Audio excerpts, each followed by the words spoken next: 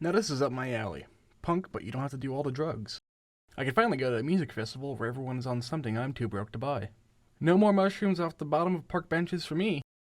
Wait, there's more to music festivals than just drugs? What have I been doing then? The story will continue after this.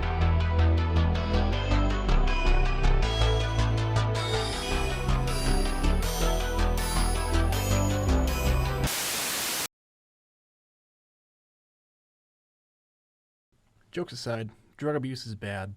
If unchecked, it tears families apart, will ruin your health, and can damage more than your sense of humor. Remember, kids, don't do drugs, because drugs are for... What does that say? Clugs. Chris, what the hell is a clug? Because drugs are for clugs. Unless it's a prescription or wholly legal where you live. Weed's alright too. In moderation. There. Does that work for my community service? Kid, you ran over 2 stop signs and about hit a group of school children. You would have too if you saw what was behind me making the Femboys video. Ugh. He still hasn't responded to my Telegram messages. My lawyer, that is. He has yet to send me a pic of him in his widow-maid dress. Now that I think about it, he might have been on drugs.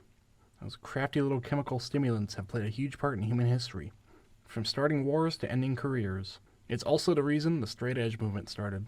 We can't really cover straight edge without talking about the subculture they spawned off of, punk. To grossly simplify it, the punk movement started in the 1960s. It originated from garage rock musicians without professional instrumental training, creating a rough and loud sound. The genre and subculture itself took off in the 1970s, with notable groups like The Clash, Sex Pistols, Ramones, and Paraf gaining popularity in their own nations. Punk grew as an underground form of rebellion in that time, and, much like the hippie movement of the last decade, it attracted a lot of youths who fell in love with its anarchistic messages against the false decade of disco and yacht rock that was the 70s. By the early 80s, punk fully embraced the no-future standpoint commonly seen with doomers nowadays. Punk saw the only way to counter this inevitable end was through drugs, sex, and rock and roll. This is where you get a lot of rebellious youths trying anything and everything like the 60s were back in fashion. Let's just say the punk scene at the time was more of a rock star's life for everyone, even those not on the stage. So what did the non-punk world think of this? First Lady Nancy Reagan introduced a movement in 1982 called Just Say No. The movement itself was part of the larger, and still ongoing, war on drugs introduced by Richard Nixon back in the 70s. The war was an attempt by the U.S. government to curb the usage and illegal sale of recreational drugs like weed, coke, and heroin. And you can see how well it has done up to this point, with drug usage rates steadily rising in the decade of snorting coke off of other people. So in comes former actress Nancy Reagan to curb the target demographic for drug pushers. That's right, children. The war cemented itself in popular culture, with athletes, cartoons, and even other famous actors appearing on your screen, telling you that the addictive things you can get from some shady guy who said he served in Da Nang out the back of his VW Combi behind the Goodwill are bad. And much like popular culture, punk rock culture took notice of this ongoing war. Now here's where straight edge comes in. The movement had been around for a short while in the late 70s, existing as a mindset within a few hardcore punks here and there, but not seeing the wider usage that we know of. The music could be easily defined as shouting into the microphone, just with the performers not doing a line full of coke or a spoonful of heroin before the show. It would not get the name we know until a song, only 46 seconds long, was released by DC punk band Minor Threat. The song, called The Straight Edge, talked about the singer's distaste for the current atmosphere of punk and the overall problem the subculture had with the rampant drug abuse, drinking, and casual sex. And because I would rather have to share money with a label than deal with a fraudulent copyright claim, here's a little listen.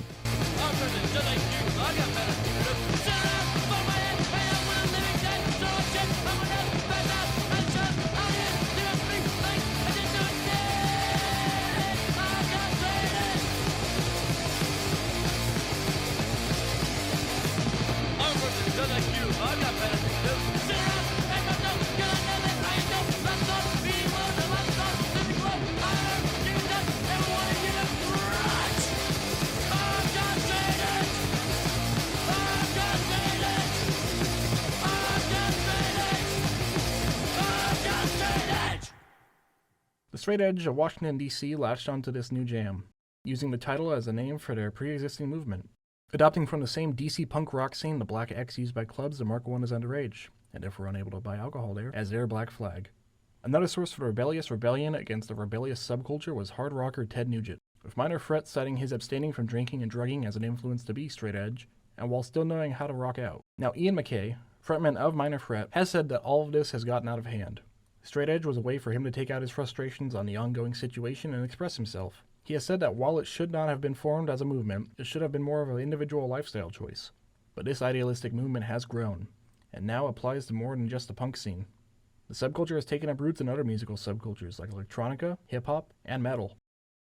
Rebelling through self-control. That is a term McKay used to describe the straight edge movement. He said that booze was marketed rebellion due to the idea that it would always be presented to teenagers as that taboo thing their parents had and they couldn't. So these straight edgers would see people their age in parties and at concerts drinking underage, and they would be turned off by the idea. Straight edgers saw that by being against stuff like this marketed rebellion, they were truly rebelling against the system. Speaking of the man, what's punk without a bit of anarchy? The straight edge movement is no exception. The issue of animal rights comes up too, seeing as many hardliners and some regulars follow a vegan diet. So what do you get when you combine animal rights and anarchy? No, not PETA. Yep, people who will do some interesting stuff against industries like cosmetics, fashion, and ranches. Be it a cherry bomb, protest, or even a good old-fashioned raid on Ram Ranch. They would combine the efforts of Mother Anarchy and Mother Earth to help the more hardline straight edgers send a message that animals are just like us and the system didn't care. But there were more people who fought the man's idea of straight edge than for animal rights within the movement. Because straight edge had two subcultures, and both of them took the ideas of the movement and walked to either extreme with them. Bent edge, named so for the reason that they hated straight edge ideas, are the first of these two. They embodied the complete opposite of what straight edge stood for, wanting for an excess consumption of drugs and alcohol. McKay has called the bent edge a rebellion that began even before straight edge started, which makes sense. Straight edge was going against a subculture that was used to drugs and drinking, and these bent edges were only doing it to an extreme. Think Sid Vicious after drinking a beer, doing cocaine, and shooting up. And much like the Sex Pistols frontman, the movement died young, lasting only into the 90s. The other extremes are what can be called hardliners, being that they took a hardline stance on straight edge ideals. Forming in the late 80s and early 90s, the hardliners incorporated the ideas of the straight edge movement as well as animal rights, deep ecology, and a less tolerant view on a few things still partaken by the plain straight edgers. The big difference being no caffeine, because it is a drug, and no consumption of meat, because veganism. Hardline is a bit more controversial compared to their straight and bent edge counterparts, mostly because of their violent stance against anyone who was doing things that they were against. And because of this, there existed a sort of rift between regular straight edge and hardliners. The hardliners, as straight edge saw them, were more conservative in their tolerance of things they didn't like. There was more of an extreme minority within the hardline movement that sought to enforce ideas like this. But as the media lets you know, violence sells. So these actions were blown out of proportion, and we'll touch on them later in this episode. And if hardliners are on the list, maybe a whole episode for them altogether. Now I'm left with one question that seems to pop up involving subcultures throughout the series. Why they do that? There are two big reasons why they do that. Firstly is the prevalence of drugs in the subculture. Something we talked about a lot already, the movement's core ideas were brought upon because of the huge drug culture that persisted within the punk movement. A lot of youths that found their way into straight edge did so because they saw it as a subculture their parents would approve of and not question, while allowing them to rebel in the same punk manner as decades before. Kind of a diet punk with the same flavor, but less judgment. The second one being bettering themselves or even rehabilitation. This goes more along the lines of the first point, but some straight edgers were formerly drinkers and addicts who saw the movement as their way out. Straight edge was seen as an environment where they could still enjoy stuff like punk and not feel pressured to relapse into the habits that destroyed them previously. While we probably could find more reasons, like with a lot of things, these two strike most of the boxes.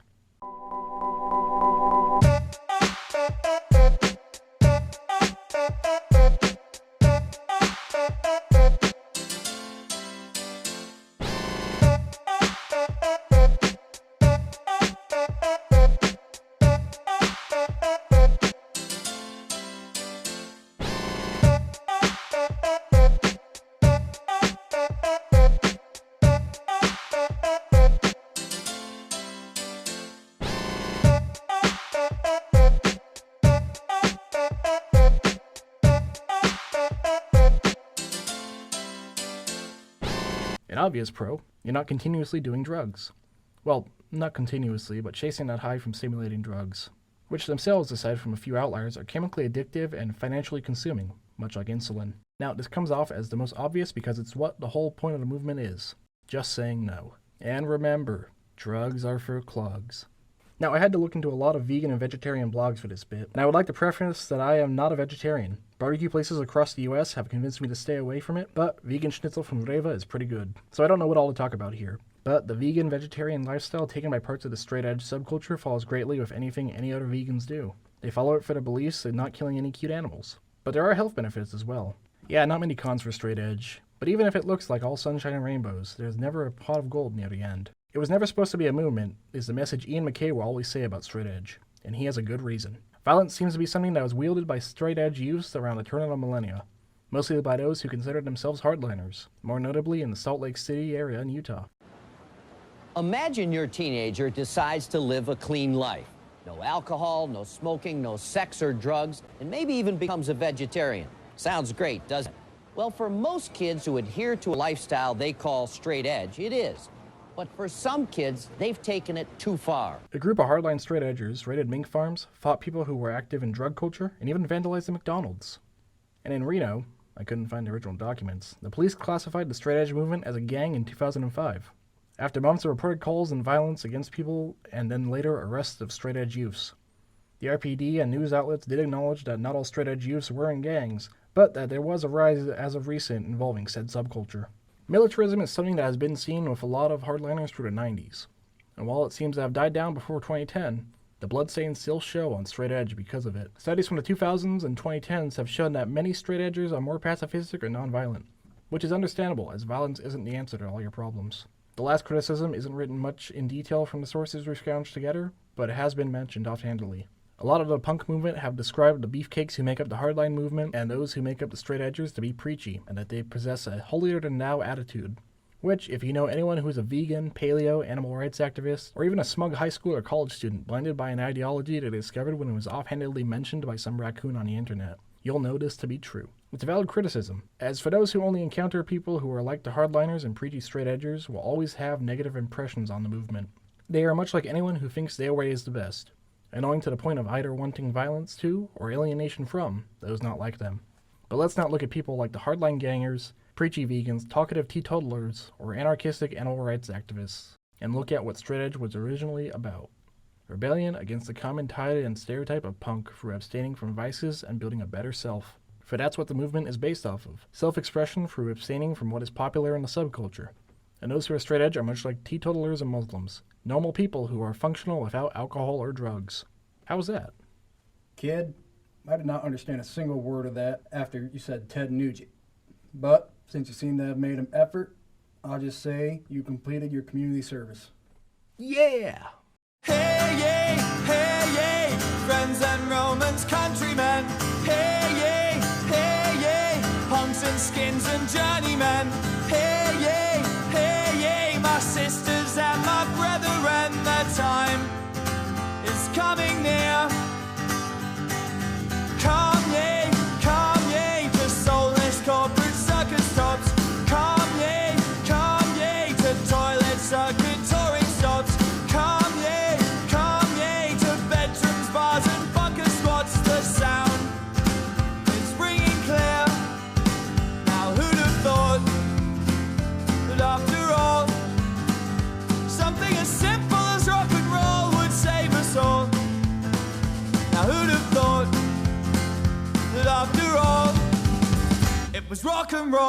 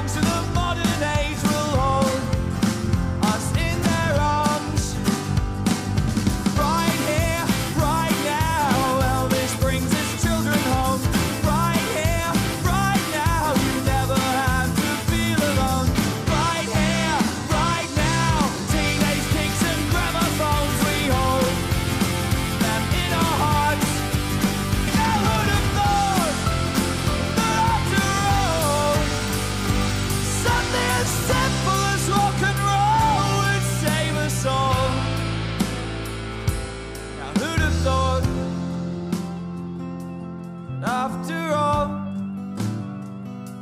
something so simple, something so small. Who'd have thought